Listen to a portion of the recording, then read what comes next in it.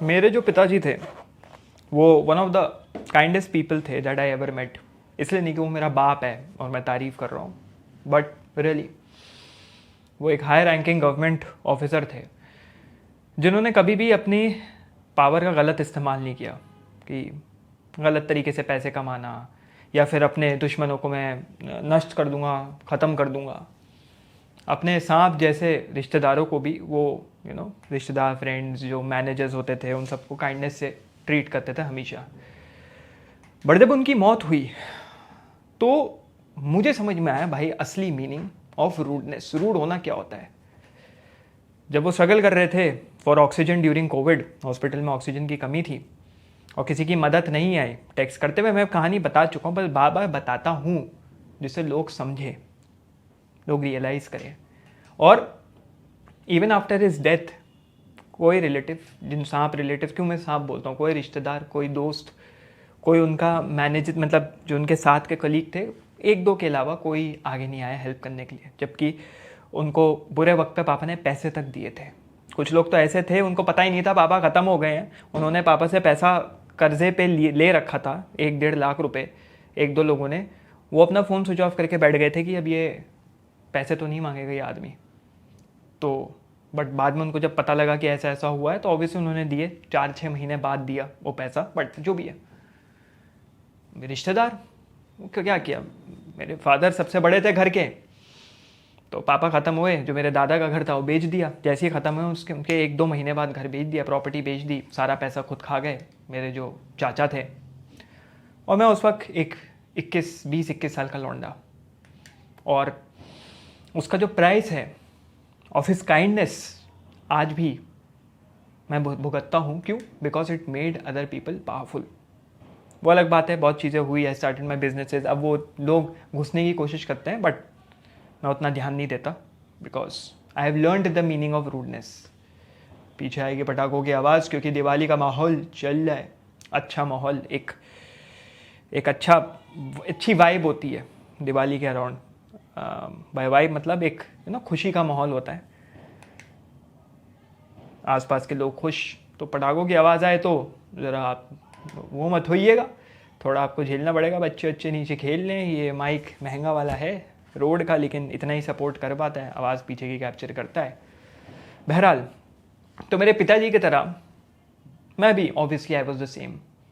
मेरी भी story, I was being kind to relatives and friends, दोस्तों के आगे पीछे करना, उन लोगों से कुछ कह नहीं पाना कि भाई कुछ कहूँगा तो बुरा मान जाएंगे। बट जब मैंने इस दुनिया के असली रंग देखे, मैंने ट्रू नेचर सांपों का, उन सांपों का असली नेचर देखा, तब मेरे को एक चीज़ रियलाइज़ हुई कि रूडनेस क्या होता है, एंड देन एवरीथिंग चेंज। और मैं यहाँ पे एक डिफरेंट पर्सपेक्टिव देना चाहता हूँ रूडनेस का, बिकॉज ईयर एंड हो रहा है, साल ख़त्म होने पे आया है, सब लोग काइंडनेस के बारे में बात कर रहे हैं, एम्पैथी के बारे में बात कर रहे हैं, बीइंग गुड के बारे में बात कर रहे हैं। लेकिन क्या होगा अगर मैं तुम्हें बोलूँ कि रूडनेस एक ऐसी चीज़ है जो लोग अवॉइड करते हैं, और वो तुम्हारी हिडन सुपर पावर है, वो आपकी एक हिडन सुपरमैन वाली पावर है। और अगर आप सिर्फ काइंड बन के रहेंगे without being rude when needed, जब ज़रूरत है तब आप रूड नहीं हो पा रहे, दुनिया हमेशा तुम्हारे पिछवाड़े में बम्बू देने के लिए रेडी रहेगी। They will always be ready to fuck you. But दिक्कत यहाँ पे ये है, बहुत लोग रूड का मतलब ही नहीं समझते, रूड वर्ड का मतलब नहीं समझते। स्कूल, सोसाइटी, पेरेंट्स उसको डिमोनाइज करते, भाई बहुत बुरा है, रूड मतलब खराब, बिकॉज अगेन वो उसको समझ ही नहीं पाते।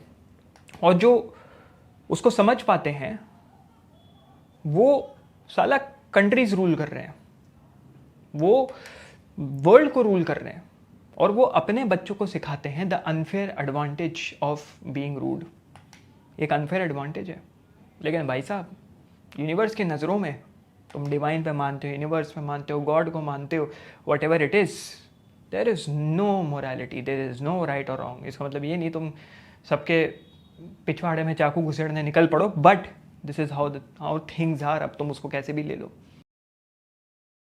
ज़्यादातर लोग रूडनेस को मिस्टेक कर जाते हैं एरोगेंस से, एक अकड़, डिसऑनेस्टी, बेईमानी या बदमाशी, इविलनेस। लेकिन वो रूडनेस बिल्कुल नहीं है भाई, वो इनसिक्योरिटी है विद लाउड मेकअप, समझ लो इनसिक्योरिटी ने मेकअप लगा के तुम्हारे सामने खड़ा हो गया, और लोग उसको कंफ्यूज कर जाते हैं रूडनेस से। तो क्या है रूडनेस का रियल मीनिंग? एक एग्जांपल यहाँ पे देना चाहूँगा छोटा सा। मेरा जो 1-on-1 सेशन होता है, जो मैं इंटेंसिव 1-on-1 कोचिंग लेता हूँ, तो एक बंदा आया जिसमें उसकी मम्मी उसको बहुत ज़्यादा तंग करती थी। ठीक है, अभी रिसेंट की बात है, उसको मारती थी, जब भी कुछ होता था, जहाँ भी लगता था उसकी मम्मी का अपर एज ख़त्म हो रहा है, वो उसको पीटना शुरू कर देती थी। पीटना मतलब ऐसे नहीं भाई, बड़ा आदमी था वो, नौकरी वोकरी कर रहा था, लेकिन पीटना एज इन की उठा के कुछ फेंक दिया। His mother was very toxic. मैंने उसको क्या बोला, मैंने कहा भाई साहब तू अपना घर छोड़ दे और अपनी माँ को सीधा बोल कि आप टॉक्सिक हो। ट्रू रूडनेस मतलब ये होता है कि तुम स्ट्रेट अप किसी के मुंह पे जाके बोल रहे हो जो कि तुम्हारे लिए सही है, भले वो सामने वाले को कड़वा सच लगे।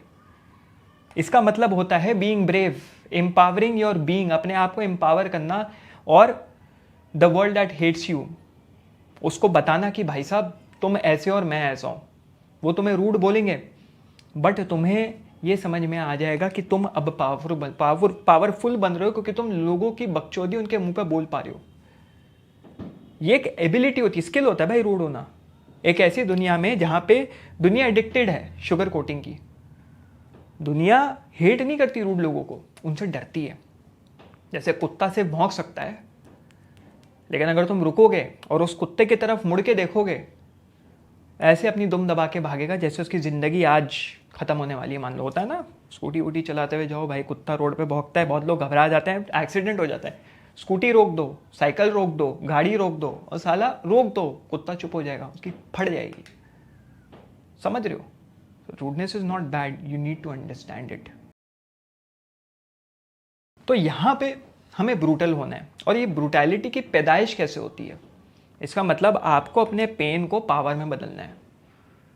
जो लोग डीप ट्रॉमा, डिसरिस्पेक्ट और रिजेक्शन के थ्रू जाते हैं ना, वो रियल ब्लंटनेस डेवलप करता है। मतलब असली फीकापन जो होता है ना, वो समझ पाते हैं, क्योंकि उनकी इतनी बेइज्जती दुनिया ने करी होती है, इतना ट्रॉमा किया होता है, उनको इतना रिजेक्ट किया होता है। क्यों? Because they were being nice guys, they were being good guys. और जब तुम असली दुनिया फेस करते हो ना, अभी मोस्ट प्रॉब्ली ज़्यादातर लोग मुझे जो देखने वाले हैं वही हैं 16, 17, 18, 19, 20, 21, 22, 23, 24, समझ रहे हो? इसी उम्र के एज ग्रुप के लोग हैं। मोस्ट प्रॉब्ली तुम अभी कॉलेज में जा रहे हो, स्कूल सेटअप में हो, माँ बाप तुम्हारी फीस दे रहे हैं, या तुम अभी दुनिया में आए नहीं हो।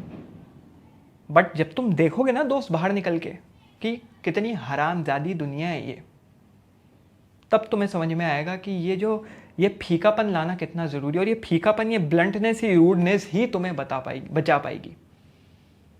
जो लोग कहते हैं ना काइंडनेस और कंपैशन कुंजी होती है सक्सेस की, करके देख ले भाई। मैं रोक नहीं रहा, मैं ये नहीं कह रहा कि बिल्कुल काइंडनेस अपने अंदर लागू मत करो, कर लो। क्या अभी तक तुम खुश हो? इस वीडियो पे क्यों बैठे हो? इस वीडियो को अभी तक क्यों सुन रहे हो? क्योंकि शायद तुम्हारी वाट लगी पड़ी है। समझ रहे हो?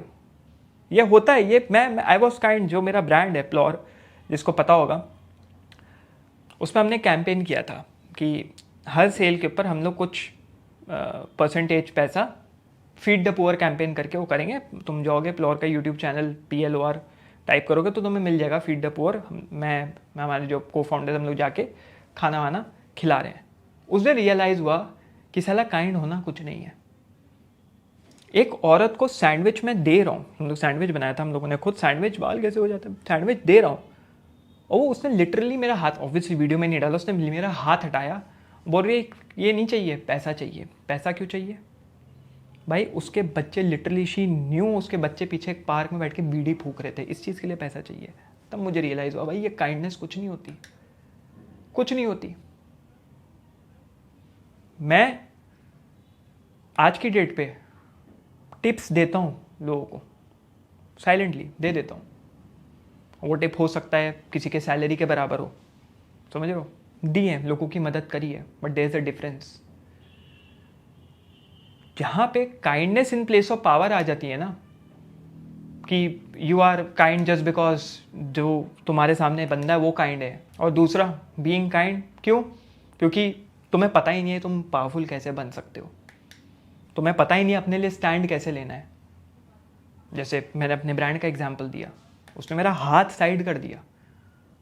ऐसे एक गरीब इंसान ने, जो कि लिटरल टर्म्स में बोलना नहीं चाहिए बट भिखारी है, भीख मांग रहा है, तुम उसको खाना दे रहे हो। तुम भीख किस लिए मांग रहे हो? खाने के लिए। पैसे चाहिए, तुम काम कर सकते हो, तुम्हारे पास हाथ है, पैर है, कहीं जाके मजदूरी करो, वो करो। नहीं, हमें गांजा फूकना है भाई, हमें चाहिए गांजा, हमें उसमें खुशी मिलती है। समझ रहे हो? और ऐसे नहीं, ऐसे बहुत बहुत इंस्टेंसेस हैं। जब तुम उस आग के थ्रू गुजरते हो ना, तब तुम्हें समझ में आता है कि भाई आप प्लीज़ किसी को नहीं करना। तुम रॉ ट्रुथ बोलना शुरू कर देते हो, नॉट टू ऑफेंड एनीवन, कि भाई तुम किसी को ऑफेंड करने के लिए नहीं, बट रियलिटी से लाइन करते हो, because the world is a very shitty and dark place. जो दुनिया है ना, जो दुनिया इंटाइटलमेंट से भरी हुई है, वहाँ सच्चाई अटैक की तरह लगता है। तुम वो बोलते हो जो दूसरे लोग नहीं बोलना चाहते, और वो तुम्हें रूड बोल देते हैं। जब जैसे मैं बोलता हूँ, जब मैं लोगों को बताता हूँ कि कैसे I make 5 to 7 lakh rupees from creating just content, online content, just from my personal brand and देसी फिलोसफर, नॉट अदर ब्रांड। जो बिजनेसेस हैं ई कॉमर्स को अलग हैं, ये बहुत लोगों की सुलग जाती है। मोस्ट पीपल गेट मैड, क्योंकि वो बिलीव ही नहीं करना चाहते सच्चाई की। It is so easy to earn money online, क्योंकि सोसाइटी ने उन्हें सक्सेस का एक ही मतलब बताया, वो है गुलामी और मेहनत, स्मार्ट वर्क नहीं, हार्ड वर्क। वो ज़्यादा क्या करेंगे? जो हेटरेट छोड़ते हैं इस तरीके के लोग, वो एक नौकरी करेंगे, 20 से 30 हज़ार, ज़्यादा 40-50 हज़ार बना लेंगे। मोस्ट हो सकता है कि मोस्ट पूरे साल में 5 से 7 लाख रुपए कमा ले, या फिर 1.5-2 लाख, लेट से अच्छे एंड में 1.5-2 लाख कमा ले, अगर वो टॉप ए प्लेयर हैं, अच्छे स्किलफुल हैं, किसी फॉरेन MNC कंपनी में काम कर रहे हैं। लेकिन उनके पास कभी ट्रू फ्रीडम होगी? कभी नहीं होगी। वो तभी आती है जब you are root to yourself, you let yourself know कि ये सच्चाई है। जब तुम अपने आप को रियलिटी दिखाते हो कि वो जो जॉब्स होती हैं, जो पीक कॉर्पोरेट जॉब्स होती हैं, उसको गोल्डन हैंडकफ जॉब बोलते हैं। भाई अच्छी है, सब कुछ अच्छा है, बट गोल्डन प्रिजन की तरह है। गोल्डन है लेकिन है एक जेल। और ये मेरे वर्ड्स नहीं है, कल की बात है। वन ऑफ माई फ्रेंड्स, जो कि एक सॉफ्टवेयर इंजीनियर है, कंपनी सिंगापुर में, हम लोग साथ 12th में थे, he is now in Singapore, research करने गया, वहीं पे लग गया कंपनी में। मेरे को उसने यही बोला, यही सेम चीज़ बोली कि भाई तू फ्री है, तेरे पास फ्रीडम तो है एटलीस्ट, तू दुनिया घूमता है, तू इधर उधर जाता है, मैं फ्री नहीं हूँ। बिकॉज तूने रूडली सोसाइटी के इस कॉन्सेप्ट पे थप्पड़ मारा कि स्मार्ट वर्क कुछ होता है, हार्ड वर्क सब कुछ नहीं होता। बाय द वे, मेरा master class 2.0 teaches you exactly these philosophy to win in life, तो you can go and check that out, क्योंकि यहाँ पे स्टेप बाय स्टेप लेक्चर्स आ रहे हैं to make good money from social media, just like I do. तो if you are interested, link is in the description. अब हम बात करते हैं the original, the OG road man की, माकियावेली। तो जिसको माकियावेली की हिस्ट्री नहीं पता, वैसे तो मैंने उसके ऊपर एक अल्टीमेट लेक्चर बनाया हुआ है माकियावेली के ऊपर, उसकी फिलॉसफी के ऊपर, उनकी आप जाके देख सकते हैं, यहाँ पे कहीं पे मिल जाएगा, या जाके सर्च कर लेना माकियावेली अल्टीमेट लेक्चर, मिल जाएगा। तो माकियावेली इटली के फिलॉसफर रहे, और वो तब की बात है जब इटली टूट रहा था। एक तरफ से वॉर चल रही है, एक तरफ से पॉलिटिक्स है, इटली बहुत सारे भागों में डिवाइड हो रहा है। लोगों ने बोला उनकी राइटिंग को, जो उनकी किताबें हैं, कि भाई वो तो ईविल है, लेकिन भाई उसको तुम सही में पढ़ो तो दोस्त वेरंट ईविल, वो शैतानी नहीं थी, वो सर्वाइवल मैनुअल्स थी उस ज़माने के हिसाब से। वो क्या करता था? He used to speak the bitter truth, कड़वी सच्चाई बोलना, कड़वी सच्चाई ऑफ पावर, कड़वी सच्चाई कि कैसे अपनी सत्ता को बचा सकते हो।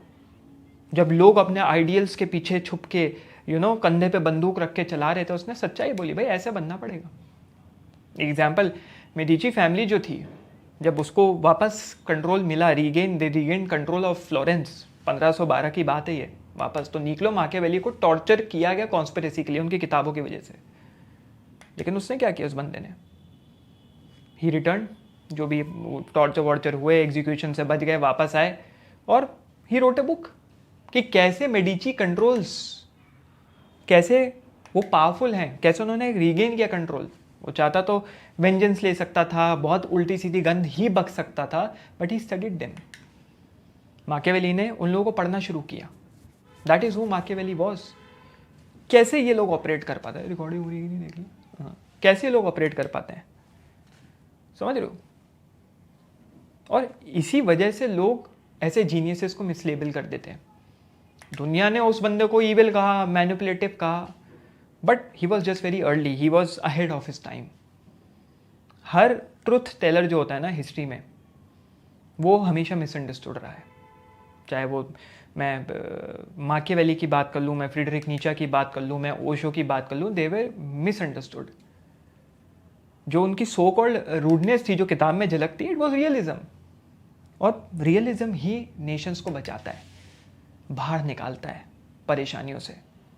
तो रूड होना becomes very important. For example, तुम किसी पार्टी में गए हो, शादी में गए हो, कहीं गए हो, एक तुमने मोटा बंदा देखा, ठीक है, तुम, वो तुम्हारा दोस्त है, एक तुम्हारा पुराना दोस्त मिल गया, तुमने मोटा बंदा देखा, तुमने उसको बोला भाई मोटा हो गया तू, वजन वजन कम कर।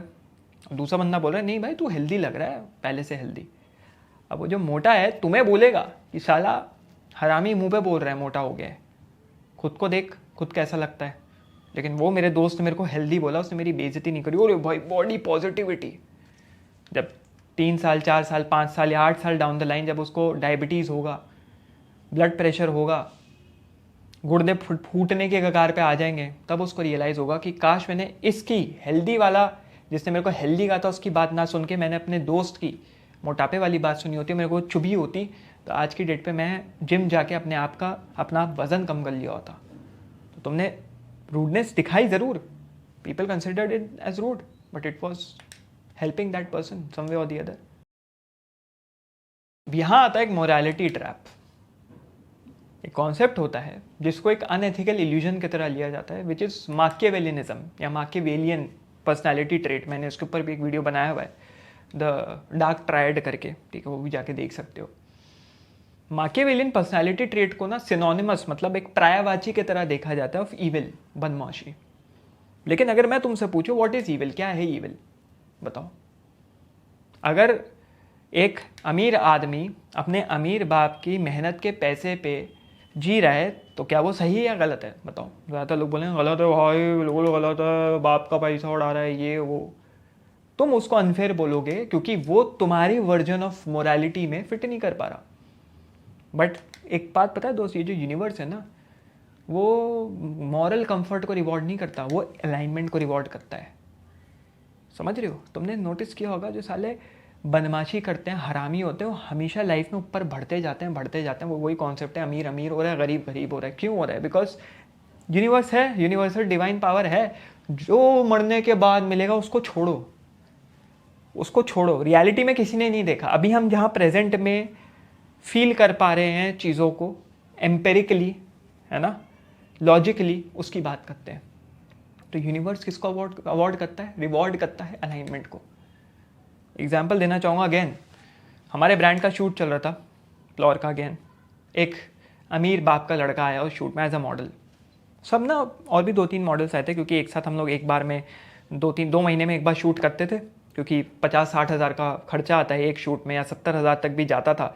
तो हम लोग चाहते थे एक बार में 3-4 मॉडल आ जाए, 5 मॉडल आ जाए, सब कुछ आ जाए, फोटोग्राफर आ जाए, लाइट्स वाइट्स आ जाए, सब कुछ हो, फिर रवाना कर दिया जाए। क्योंकि हमारा स्टूडियो खुद का था, बट कुछ लाइट्स यहाँ मिलती नहीं थी तो बाहर से मंगवाई थी। तो there was this rich guy, ठीक है, हर कोई ऐसे एक्ट कर रहा था like he is a spoiled brat, मतलब एक बिगड़ा हुआ लड़का होता है। क्यों? क्योंकि भाई वो रिच था, उसने हाथ में महंगी घड़ी पहनी हुई थी, ठीक है, उसके पास वॉलेट था अरमानी का, असली वाला, फेक नहीं असली वाला, लेदर का था, किसका था आई डोंट नो। सब उसको ना उससे दूर रह रहे थे, अमीर बाप का अमीर। बट मैंने उससे बात करी, और उससे जब बात करी तब पता लगा कि उसके बाप के बिजनेस के बारे में उसको इतनी नॉलेज है, इतनी नॉलेज है। It was immense. He was just 19 और 20 ईयर ओल्ड। उसके पिताजी की दुकान थी, 2-3 दुकानें थी।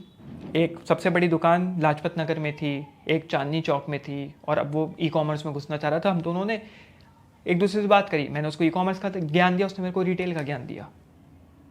भाई मुझे तो सीखने को मिला, लेकिन दुनिया कुछ नहीं सीख पाई। क्यों? क्योंकि उसको जज करने में लगे हुए थे। लेकिन universe doesn't give a flying fuck. ये ना जजमेंट एक साइकिल में चलता है।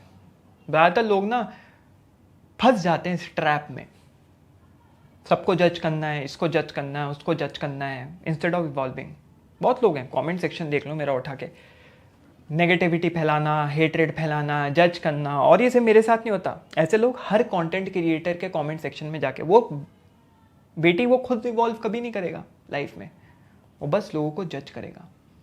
और जब तक वो लेबल करना, जज करना फिनिश करते हैं, जो रूड वंस होते हैं दे हैव ऑलरेडी वन। जब लोग मुझे नीचे खींचते हैं, मेरी बेइज्जती करते हैं, मेरा मजाक बनाते हैं, फकर आई हैव ऑलरेडी वन, जीत चुका हूँ मैं। तुम अपने ही पीछे डंडा डाल रहे हो तेल लगा के, हम तो जीत गए। वही वाली कहानी, अमीर अमीर होता जाता है। ये जो है ना, ये इकोनॉमिक्स नहीं है, ये एनर्जी अलाइनमेंट है भाई, ये एनर्जी अलाइनमेंट है। और भाई एनर्जी अलाइनमेंट ये नहीं भाई डिवाइन, स्पार्क, सुपर नेचुरल, इसके बारे में बात नहीं कर रहा। मैं बात कर रहा हूँ रियल एनर्जी। एनर्जी मतलब स्ट्रॉन्ग, पावरफुल। आगे बढ़ोगे, चीरते हुए जाओगे अपने कंपटीशन को रूडली, भाई हम तो अपने बारे में सोचना, हमें क्या मतलब, जीत जाओगे भाई। अब यहाँ पे एक बैलेंस आता है जिसको मैं एक डुअलिटी बोलता हूँ, कि रूड माने ये नहीं कि तुम क्रूएल बन गए, बदमाश बन गए, तुम अत्याचारी बन गए। इसका मतलब होता है तुम रिफ्यूज कर रहे हो फेक बनना। भाई हम तो बहरूपीय नहीं है, तुम्हें कॉइन के दोनों फेसेस मास्टर करने पड़ेंगे भाई। जैसे कॉइन के दो फेसेस होते हैं ना, काम and chaos, love and logic. क्योंकि अगर एक्सट्रीम्स पे जाओगे तो खत्म हो जाओगे। बट एक बैलेंस ढूंढना बहुत ज़रूरी है। बैलेंस आना चाहिए कि मैं कैसे बैलेंस कर रहा हूँ। ना तो मैं बहुत रूड हूँ कि दुनिया एक्सेप्ट ही नहीं कर रही, एकदम ही नहीं कर रही हो भाई, अब हमको फ़र्क नहीं पड़ता, एक्सेप्ट है, रोड पे आ जाओगे, ये भी नहीं करना, इतने काइंड भी नहीं हो जाना, एक गाल पे पड़े दूसरा भी आगे करके खा जाएंगे भाई। तो सीखना पड़ता है।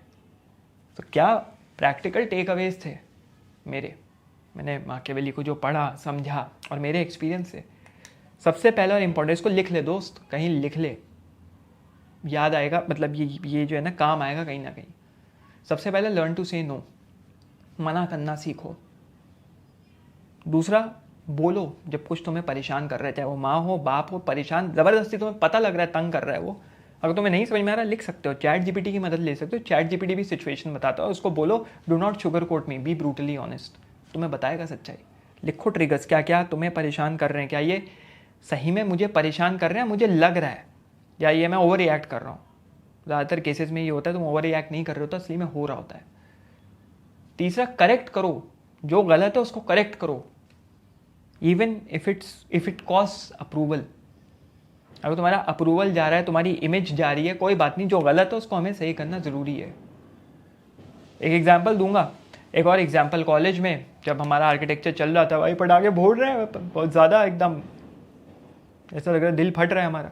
तो हम लोग वहाँ पे थे, आर्किटेक्चर में शीट वीट प्रिंट होती थी, तो नीचे एक हमारे प्रिंट वाला था, ठीक है। तो हमारे ना जामिया में फैकल्टी ऑफ आर्किटेक्चर और फैकल्टी ऑफ इंजीनियरिंग की एक ही कॉमन प्रिंट वाला था, छोटा सा खोखा है उसका।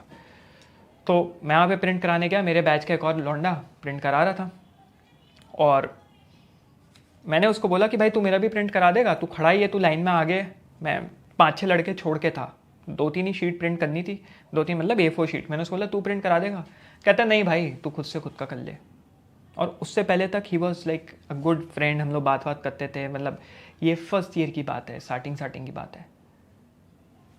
उस दिन मुझे रियलाइज़ हुआ, यार मैं तो बहुत सोचता हूँ, अगर मेरे से कोई पूछता तो हक लाना शुरू कर देता फर्स्ट ईयर में मैं।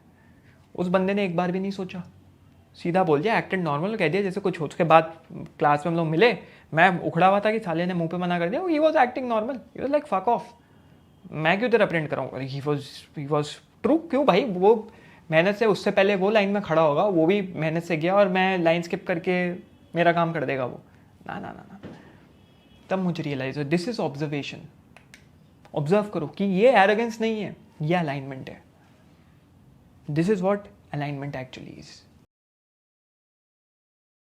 अब इसके पीछे की अगर हम थोड़ी सी फिलॉसफी ले लें, क्या है फिलॉसफी, तो मैंने जो ऑब्जर्व किया वो ये है कि एक यूटिलिटेरियन ट्रुथ चल रहा है इसके पीछे, समझ रहे हो। अब यूटिलिटेरियनिज्म मतलब क्या होता है, अगर नटशेल में समझाते सिंपल भाषा में, कॉमन गुड, कि हम एक्शंस कर रहे हैं, मैटर नहीं करता वो अच्छे एक्शन है बुरे एक्शन है, बट अगर बड़ी संख्या में किसी का फ़ायदा हो रहा है तो इट्स फाइन, कर सकते हो। हर यूटोपियन आइडिया कागज़ के ऊपर तो बड़ा खूबसूरत लगता है, जैसे कम्युनिज्म प्योर मोरालिटी है, बट मैक्सिमम केसेस में फेल कर जाते हैं प्रैक्टिस। माकियावेली वॉज अ यूटिलिटेरियन, वो कलेक्टिव सर्वाइवल प्रायोरिटाइज करते थे ओवर थ्योरेटिकल परफेक्शन, कि भाई हम लोग कलेक्टिवली कैसे सर्वाइव कर सकते हैं, इटली कैसे सर्वाइव कर सकता है, रादर थ्योरेटिकल परफेक्शन, कि भाई थ्योरी में हमें परफेक्ट होना है। उनके वर्ड्स ब्रूटल क्यों लगे? क्योंकि वाओ, उनके फोड़ लो भाई, फोड़ लो, गाड़ी के नीचे भी डाल के फोड़ लो, हर जगह फोड़ लो। उनके वर्ड्स ब्रूटल इसलिए थे because reality was brutal, reality was very brutal, और ये थी अल्टीमेट अलाइनमेंट। तुम्हारा गोल ये नहीं होना चाहिए कि तुम दूसरों को हर्ट करोगे, it is to stay aligned with your truth. अपनी सच्चाई समझ लो, मुझे ये बनना है, मुझे ये करना है, मेरी सच्चाई ये है, मेरा कंपटीशन, मैं वो घोड़े की जो बोलते हैं लगा के आगे बढ़ना है। अलाइन अपने गोल्स के साथ करोगे, अलाइन हो जाओगे यूनिवर्स के साथ। काइंड हो बट कभी भी वीक मत हो, बट जब यूनिवर्स बुलावा दे रेडी रहो सैक्रिफाइस करने के लिए, every ounce of kindness, comfort, laziness, because तुम एक बड़े मिशन की तरफ जा रहे हो, बहुत बड़ा मिशन है तुम्हारे लिए। अपने बारे में सोचो, और उन लोगों के बारे में ज़रूर सोचना जो तुम्हारे साथ हमेशा खड़े रहे, तुम्हारी फैमिली, तुम्हारे फ्रेंड्स, और जो लोग तुम्हें सपोर्ट करते हैं। जैसे आप लोगों में से, तुम लोगों में से बहुत लोग मुझे सपोर्ट करते हो और डे वन से सपोर्ट करते आए हो, be it my bad time, be it my good time, support किया है। इंस्टाग्राम पे मैसेजेस आते हैं, सपोर्ट करते हैं, like you guys, I think for you. गले में दर्द है, लेकिन मैं वापस 30-40 मिनट के लेक्चर लेके आया, आई डेंट नीड, मैं 6-7 मिनट के लेक्चर में बक सकता था, कोर्स बेच सकता था, अपने पैसे कमा सकता था, but I brought for those people who appreciate this is for you. इसके पीछे कोई अल्टीमेट मोटिव नहीं है, अल्टीरियर मोटिव नहीं है भाई। दे रहा हूँ, जो सीखा वो दे रहा हूँ। जो नहीं ले सकता, मास्टर क्लास हो गया, या जो नहीं सीख पा रहा, जो परेशानी में फंसा, मास्टर क्लास छोड़ो भी, जो परेशानी में, उसके लिए यार ये जितना मैं दे सकता हूँ, समझ रहे हो। तो फाइनली रूडनेस दोस्त रेबिलियन नहीं है, वो रियलिज्म है। वो मोमेंट है जब तुम सवाल फालतू पूछना बंद कर देते हो, कि भाई तुम एग्जिस्ट करने की भी परमिशन मांग रहे हो लोगों से। ट्रुथ की तरफ जाओ, बी ऑनेस्ट, ईमानदार रहो, बैलेंस में रहो, और लोगों के अंदर खौफ डालो व्हेन नीडेड, क्योंकि कभी कभार ना यूनिवर्स से अलाइन होने के लिए तुम्हें थोड़ा तो रूड बनना पड़ेगा, लेकिन रूडनेस तभी आती है जब तुम केयरफ्री एक्ट करना शुरू कर देते हो। और रिसेंटली मैंने एक मोस्ट केयरफ्री फिलोसफर के ऊपर वीडियो बनाया, ठीक है, कि how he made me a real man. तो यहाँ जाके अभी तुम देख सकते हो, वो वीडियो जाके देखो, if you want you can check the master class down below, but उससे पहले जाओ ये वीडियो देखो, बहुत इंपॉर्टेंट है। अभी जाओ, चलो।